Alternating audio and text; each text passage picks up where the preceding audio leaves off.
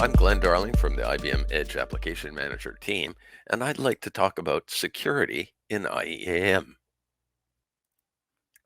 First of all, what is IEAM? It's IBM's commercial distribution of the Linux Foundation's Edge project called Open Horizon, and it's our single pane of glass for containerized software management on both Kubernetes clusters and standalone Linux computers. Security first, like most things at IBM. We originally created this Edge solution as a fully decentralized system, and it's based upon autonomous, untrusted agents. Every component has a very restricted scope of authority, and there's very low risk of any kind of systemic compromise because the agents are autonomous. So we began in 2015 as a completely decentralized system, so there were no central components at all. We used only peer-to-peer technologies for everything. We used the Ethereum blockchain, BitTorrent for file transfer, Whisperer for inter-process communication.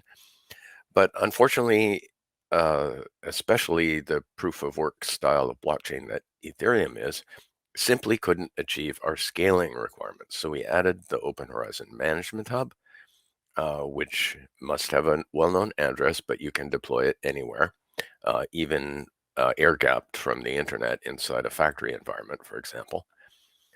And one key aspect of our decentralized design heritage is that all parties in IEAM are treated as untrusted by default. So trust must always be rigorously confirmed by all of the participants before they communicate. So it's mostly decentralized, even though we do have a central hub. There are many autonomous agents, one for every node, and a node is either a standalone Linux host or a Kubernetes cluster. And there are very few central components in the management hub. And so how do we protect this system? Lots of agents and multiple other components. So I'm going to talk about each of these components individually. What attack surface does each component present? What would be the consequences to the larger system if any component becomes compromised by an attacker? And these are important questions to ask of any system, and especially an edge system. So IEAM grants complete authority to its intelligent agents. Each of them has the authority only for their own node. This design means that potential hackers are presented with literally thousands of targets that they must attack individually. This creates a very stable and reliable system, even when under attack. So let's look in more detail at how this design is able to make it so robust against attack. Agents are our most numerous components. There's 40,000 per management hub currently we support, and one for each Kubernetes cluster or Docker host. They're fully autonomous, and they're driven by a mechanism we call policy, and they have local authority only, and they will continue to function when disconnected. So what happens if an edge node gets hacked? If a malevolent actor were to get control of an edge node and they were able to act as root on the node, what damage could they cause to the system? With root privilege, they'd be able to inspect every local file and every byte in the running memory of every process. They would also be able to execute any code they wished on the node. This would be able to enable them to compromise the local agent. Assuming the user has followed best practices and only node credentials would ever be found on the device, then the larger system would be unaffected by this compromise. Node credentials only enable actions on that specific edge node. So if they get root privilege on the node, all they can do is damage that local node. Now let's talk about the agbots. There are a few agbots in the system. 2 agbots can handle 10,000 agents, for example. And they are autonomous, but they have no authority. All they do is propose agreements to the agents, and they collaborate with the agents to manage the deployment of the containers. But the agents make all the decisions. So what happens if an agbot gets hacked? If a malevolent actor were to get control of an agbot, what damage could they cause to the system. While agbots have no authority anywhere in the system, a compromised agbot can make malign proposals to the agents. However, since the agents always act autonomously based on the policies you've set for them, they will simply not agree to the proposals that violate their policies. Compromised agbots cannot compel the agents to do anything. So even if the agbots are all compromised, the edge nodes and the larger system would be unaffected. Now let's talk about the switchboard. It's a mailbox service that the agents and agbots use to communicate. Their messages are encrypted between the two parties, and they have perfect forward secrecy. In other words, each individual message has a unique key. So the switchboard cannot read the messages and cannot insert messages because it doesn't have either of the private keys. If a bad actor got control of the switchboard, what damage could they cause to the system? Well, agents and agbots communicate only through the switchboard. They are known to each other only by their asymmetric public keys. When they send messages to each other, these messages are always encrypted using a symmetric key that they independently derive from their asymmetric keys. Only the holders of those keys, not the switchboard, can create or read those messages. And a compromised switchboard could prevent messaging, but it could not read any messages or insert any messages into agent-agbot conversations, and the larger system would be unaffected. Okay, let's talk about the exchange. The exchange is used by agents and agbots. It's a front end for a shared database. The agbots discover the agents here. When an agent for a node is registered, the agbot will notice that. So developers and operations staff publish to the exchange. So what happens if the exchange gets hacked? If a bad actor got control of the exchange, what damage could they cause to the system? Well, agents, developers, and operators all write data into the exchange using their own credentials, and agents and agbots read data from the exchange. A compromised exchange could interfere with those operations.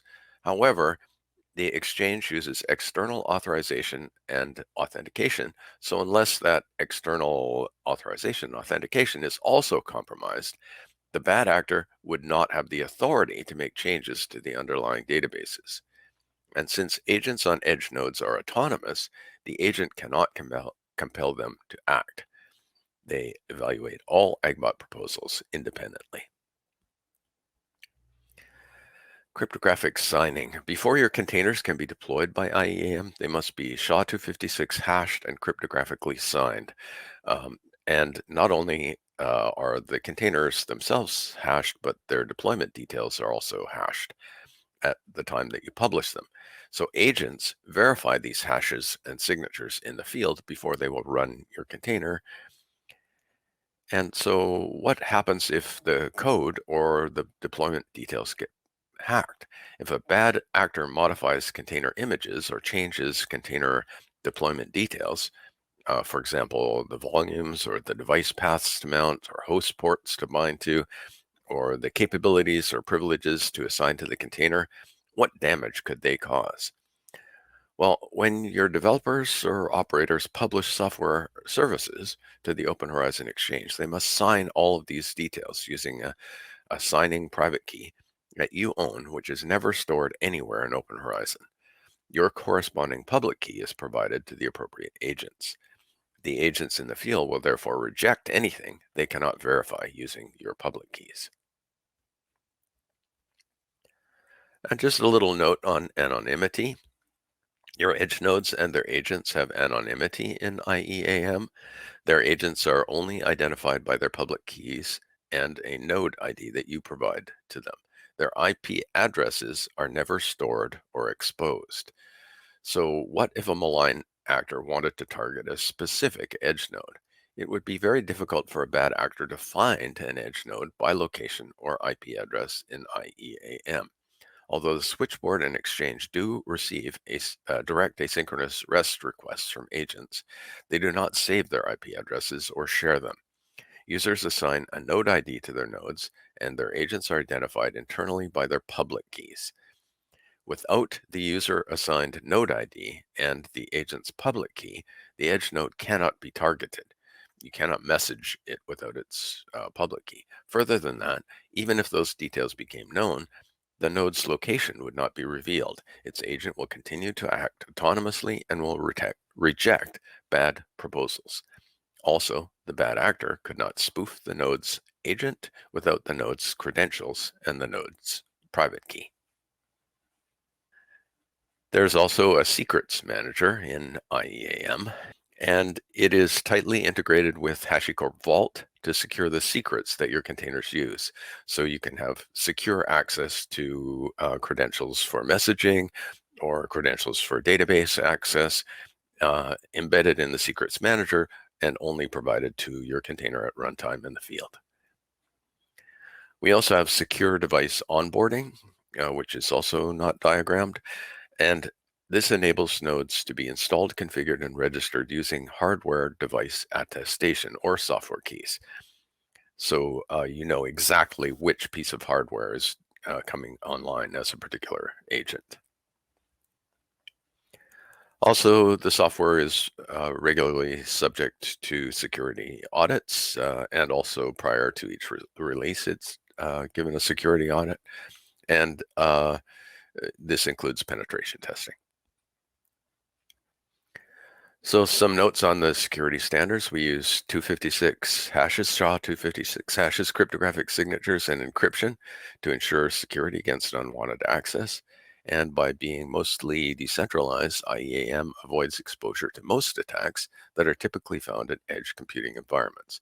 We designed this specifically to avoid the risk of botnet. TLS 1.2, HTTPS used for encryption of data in transit. AES 256-bit encryption is used for data in transit, specifically the messages that flow over the secure control plane. 24 keys provided by a user to sign container deployment configurations when using the HCN exchange service publish command. RSA key pair is generated by the HCN key create command if the user chooses to use this command, if you don't want to provide your own key. And the bit size of this key is 4096 by default and can be changed by the user. So let's review the key points. Security first. That's always been our paramount design goal. It's mostly decentralized, unlike other solutions you'll find from competitors. It was originally designed as a completely decentralized system. All participants are untrusted and must formally establish trust with each other before communicating. There are numerous agents, but each agent only has local authority for their own node. Agents act autonomously based on your policies.